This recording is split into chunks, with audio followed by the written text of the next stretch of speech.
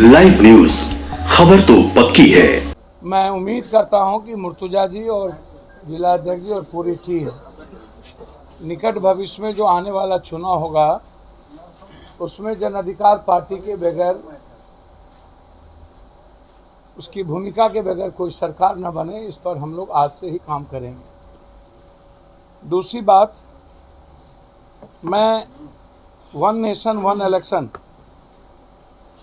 जो देश के संघीय व्यवस्था पर एक बड़ा छूट है, जो देश के संवैधानिक दायित्व पर एक बड़ा छूट है,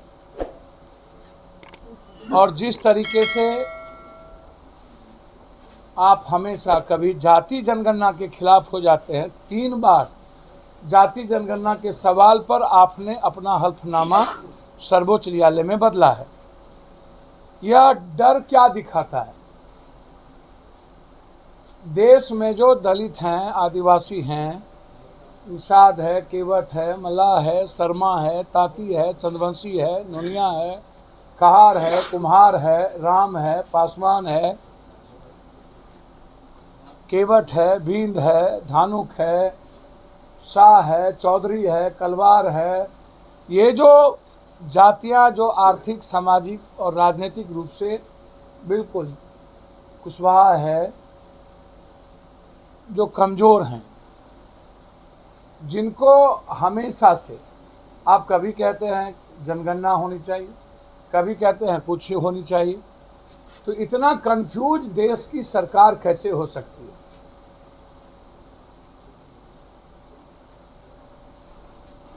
आप अपनी पीठ थपथपाते रहते हैं।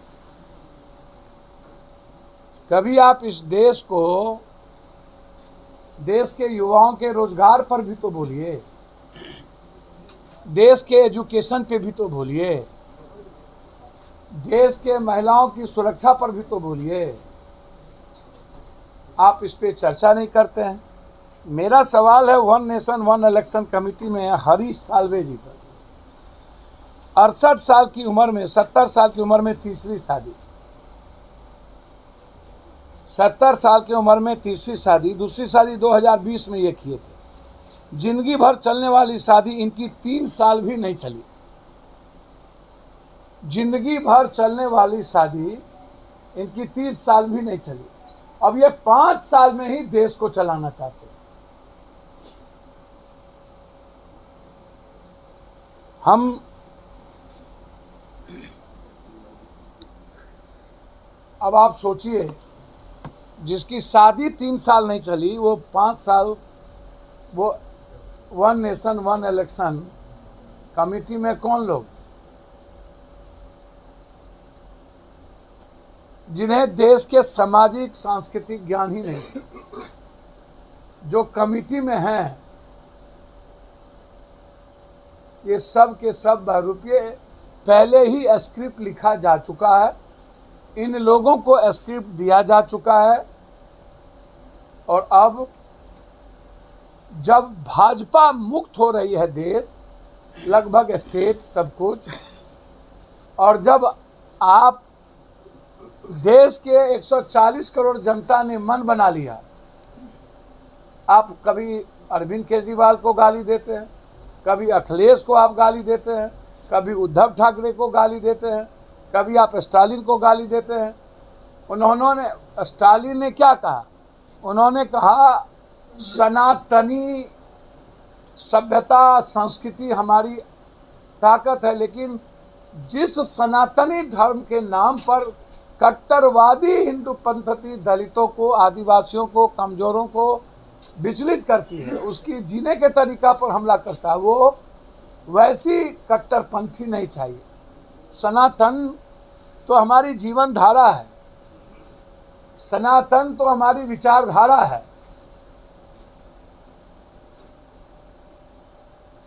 इन लोगों का जो बीजेपी का जो सनातन है, वो दलित विरोधी सनातन है, वो अत्यंत पिछड़ा विरोधी सनातन है, वो पिछड़ा विरोधी सनातन है। और जो ऊंची जात के लोग सनातन को मानते हैं, कट्टरपंथ को नहीं मानते हैं, वो विरोधी हो जाता है।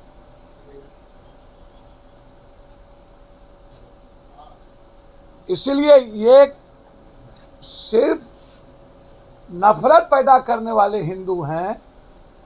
देश की संविधान, कानून, लोकतंत्र पर चलने वाले जो हिंदू हैं वो सनातनी हैं, जिसकी संख्या लगभग 95, 96, 97% है। उन्होंने ये बात कही और हम लोग बिल्कुल हिंदुस्तान की 140 करोड़ लोग दूसरों के विचारों का, दूसरों के धर्म का, दूसरों के प्रतिष्ठा का, दूसरी जाति के सम्मान का ख्याल रखते हैं। इसीलिए हम सनातनी। जो दूसरों के धर्म को गाली देता है, जो दूसरी जाति को गाली देता है, जो दूसरी विचारधारा को गाली देता है, जो दूसरों की जिंदगी को कोलैप्स करता है, जो इंसानियत के दुश्मन हो जाए, वो कभी सनातनी हो ही नहीं सकता। और बीजेपी और आरएसएस कभी सनातन हो ही नहीं सकता। फर्जी हिंदू ये लोग सावन में मटन खाता है, हजारों लोग उनके राष्ट्रीय सर, आदमी से ज्यादा नॉनवेज कोई है? अहंकारी आदमी, घर ढुकता आदमी, दूसरे पर नजर रखता आदमी, चरित्रहीन आदमी, लूटता आदमी, जात पात करता आदमी, हिंदू मियाँ करके काटता आदमी, नफरत फैलाता आदमी। आदमी से बढ़कर नॉनवेज कोई है? आप हमको बताइए ना। ये जो नॉनवेज करते हैं, 10 दिन सह करके 21 दिन सब कर्म कर लो। जरा सुशील भाई से पूछिए कि मंगल बुध सावन में इनको माल मिलेगा तो छोड़ेंगे? नेता पॉर्न देखना छोड़ते हैं तो सावन में पॉर्न क्यों देखता है नेता लोग? वो नॉनवेज नहीं है? पॉर्न देखना नॉनवेज नहीं है? दारू पीना नॉनवेज नहीं है? कोरेक्स पीना नॉनवेज नहीं है? और सावन में 3 ठो ब्याह करना नॉनवेज नहीं है? 4 ठो ब्याह करना नॉनवेज नहीं है? दूसरे जाति को छोटा कहना नॉनवेज नहीं है? नॉनवेज। सब नेता का मोबाइल चेक कीजिए, पता चल जाएगा कि कौन कौन लोग डेली कोरोना में भी कितना लोग पॉर्न देखा और डेली सावन में कितना पॉर्न देखा। सुशील भाई, आपसे आग्रह है, आप अपना मोबाइल भी चेक करा लीजिए कि पॉर्न देखे हैं कि नहीं। धन्यवाद जी। सवाल है, क्या केके पाठक से शिक्षक डर गए हैं?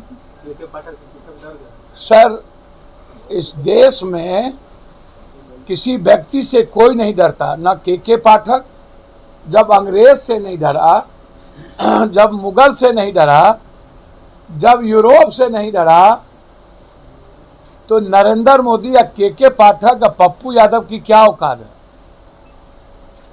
हम डरते हैं भारत की संस्कृति से, सामाजिकता से, रिश्ते से, संविधान से, कानून से। केके पाठक जी जैसे लोग हमेशा कानून के दायरे में रह करके बहुत काम किया जा सकता है। हम कानून के दायरे में रह करके 3 महीने के अंदर फांसी की सजा दिलवा सकते हैं। जरूरी नहीं है कि राजनीति के लिए ठाएं। जो 3 बार शूटर है उसको जो चैलेंज होगा, जो गोली चलाएगा वो मरेगा। बिना गोली चलाए और बिना चैलेंज सरेंडर करने के बाद भी मारना, ये कानून इसकी इजाजत नहीं देता। इसलिए केके पाठक जी से कोई नहीं डरता। केके पाठक जी चुनाव आयोग, TN सेशन भी अच्छे आदमी थे। हमेशा कुर्सी और कानून से डरता है। टीचर कभी भी स्कूल से भागना नहीं चाहता। जब उनकी जिम्मेदारी 10 से 4 है तो टीचर कैसे भागेंगे? टीचर को आपने ही भ्रष्ट बनाने का प्रयास किया। सिस्टम ने उनको चावल रोटी दे दिया, ईटा बनाने के लिए घर दे दिया। टीचर को आपने ही चुनाव में लगा दिया, अन्य कामों में लगा दिया। मेरा चैलेंज है केके पाठक जी को, पहले आप बच्चों को बैठने और उसको सही तरीके से पढ़ाने के लिए पूर्ण शिक्षक दीजिए, रूम दीजिए, तब 75% की बात कीजिए और टीचर की तनख्वाह काटिए। सवाल है सर कि सामाजिक न्याय की जो राजनीति तमिलनाडु में हो रही है उस पर खुल करके वहाँ स्टालिन खेल रहे हैं, लेकिन उसके बाद ना अखिलेश यादव का ट्वीट आया है उस मुद्दे पर, ना तेजस्वी क्या है। क्या यहाँ के जो राजनेता हैं वो सामाजिक न्याय से डरते हैं? देखिए, मैं एक बात क्लियर हूँ। एक सवाल पूरा, उन्होंने साफ कहा कि पहले सामाजिक न्याय उसके बाद सनातन। क्या पप्पू यादव इस पर कायम है? देखिए, उन्होंने क्या कहा इसको समझिए। जब गरीब के पेट में भूख होगा, भूखे पेट भजन नहीं हो सकता। पेट भरेगा तब ना हम भगवान का नाम लेंगे। जब घर में माँ बीमार रहेगी, बेटी की शादी नहीं होगी, बच्चे पढ़ नहीं पाएंगे, खाना थाली से गायब हो जाएगा, तो हम तो पहले बात न्याय की करेंगे ना। सनातनी हमारी संस्कृति है, सनातनी हमारी विचारधारा है, सामाजिक न्याय मेरे जीने की ताकत। पहले सामाजिक न्याय की पहले सनातन। सर, जीवन जीने के लिए यदि अध्यात्म की जरूरत है, मोरल वैल्यू की जरूरत है, विवेकानंद की जरूरत है, अनुशासन की जरूरत है, तो उसी तरह सामाजिक न्याय और सनातन, ये दोनों, एक माँ है तो एक मौसी है, दोनों हमारे जीवन की धारा के लिए महत्वपूर्ण है, कोई छोटा बड़ा नहीं है। उदयनिधि स्टालिन ने सनातन धर्म को तुलना की है, उन्होंने डेंगू और मलेरिया। सनातन धर्म को तुलना नहीं किया है। अभी आप जुम्मा 4 दिन हुआ है, अभी कुछ दिन और आप अपना पाठ पढ़ाइए। ये हाथ में लाठी लेके खाली सनातन को नहीं समझिए। सनातन का मतलब लूटना नहीं है, सनातन का मतलब किसी जाति को गाली देना नहीं है, सनातन का मतलब दलित, आदिवासी, कमजोर तबकों से नफरत करना नहीं है। सनातन का मतलब किसी भी धर्म मजहब के विचारों को गाली देना नहीं है। सनातन का मतलब प्रेम है। सनातन हम उसको कहते हैं जो दूसरों की जिंदगी बचाए, जो दूसरों की विचारधारा को बचाए, जो दूसरों की संस्कृति को बचाए, उस सनातन की बात वो करते हैं। जो अब उन्होंने वहां के मंदिर में सभी जाति धर्म वर्ग को पंडित, जो पंडित के लायक है, बनाया। बोला नहीं, एक ही जाति के लोग ज्ञानी नहीं है, सभी जात के लोग ज्ञानी हैं। जो ज्ञानी है वो पंडित बनेंगे, तो कौन सा अनर्थ कर दिया। इसीलिए किसी ने डेंगू ये नहीं कहा, उन्होंने स्पष्ट कहा है कि सनातनी के नाम पर कट्टरपंथ हिंदू डेंगू के समान है। सर, वास्तविक में सनातन की जो परिभाषा हो, लेकिन आपको नहीं लगता कि इंडिया गठबंधन ने यह बयान देकर बीजेपी के पाले में गेंद को दे दिया है? किसने कह दिया ये सब बात? भूख और किसान का बात है ना। साउथ में क्या चाहिए वो देखिए ना। बीजेपी के गेंद के पाले, बीजेपी तो 24 घंटा यही धंधे करता है, तो उसको कौन गेंद पाला समझे। ये सब गलत फहमी में ना रहिएगा। ये बिहार का जो कुछ मीडिया के लोग हैं ना, उसका इलाज कराना उसको जरूरी है। सर, एक सवाल है, सुशील मोदी ने कहा है कि पप्पू यादव ये सब जो है बिहार का छवि धूमिल किए हैं, उसके अलावा प्रभुनाथ सिंह का भी नाम था और आपका भी नाम था, वो बोले हैं। दूसरा है कि जो मटन पर उन्होंने कहा है कि लोग झुट्टो के हिंदू बनते हैं, मटन आपने खाते हैं। पप्पू यादव का नाम जरा दिखा दिए, दिखाइए। सर, एक सवाल है कि बिहार में जो है एक नालंदा में बैकअप अपराधियों द्वारा क्या का फूटेगा। हाँ, इसमें तो कुछ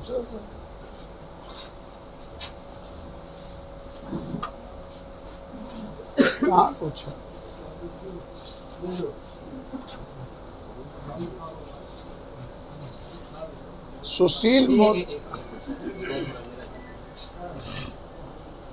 सुशील मोदी जी हमारे सम्मानित भाई हैं। सुशील मोदी के जैसा आदमी मेरे यहाँ मुंशी रहता था, कमतिया। 4000 गाय और 5000 भैंस चराने के लिए हम यहाँ मैनेजर रहता था। सुशील मोदी जी को याद दिला देना चाहूँगा, इंडियन फेडरल डेमोक्रेटिक पार्टी हमारे मंत्री थे अटल बिहारी वाजपेयी के साथ। हम 4 साल तक अटल बिहारी वाजपेयी जी को सपोर्ट किए। सुशील मोदी जी को ध्यान दिलाना चाहूँगा, जॉर्ज और सुशील जी जब हम पर लाठी चला था तो आप अस्पताल में मिलने आए थे, आपने हमको हीरो कहा था, नायक कहा था। और सुशील मोदी जी शीशे के घर में रह के पत्थर मत फेंकिए, ऊंट बैठियो जाता है तो गधा से ऊंचे होता है। आप लोग लूट लो कूट खाओ, वित्त विभाग से लेके खनन विभाग तक आप लूटे हैं, और हमने दुनिया को बांटा है। जितना हम बांटे होंगे ना उतना सुशील जी का वजनों नहीं होगा। एक दिन में जितना हम बांटते हैं उतना सुशील जी का वजन होगा। तो इसीलिए सुशील जी मेरे भाई हैं, हम उनका पैर छू के प्रणाम करते हैं। आप अपना आशीर्वाद बनाए रखिए, लेकिन याद रखिएगा सबको एक तराजू में कतई नहीं तौलिएगा, अन्यथा आप इतने नंगे होइएगा कि जिसका आप होश भी नहीं कर पाइए। इसलिए मुंह मत खुलवाइए। धन्यवाद। सर कि आपने उनको पानी से नहीं बचाया, खुद जाना पड़ा है। सर पप्पू यादव उसके घर में खाना पहुंचाया, प्याज परोसा। पप्पू यादव हमेशा सुशील जी का सम्मान करते हैं, आगे भी सुशील जी का हम सम्मान करें। सुशील जी मेरे लिए बड़े भाई हैं और उनकी हम इज्जत करते हैं। हमको मुंह ना खुलवाइए, हम छेड़ते नहीं हैं, और छेड़िएगा तो छोड़ेंगे भी नहीं। लाइव न्यूज, खबर तो पक्की है।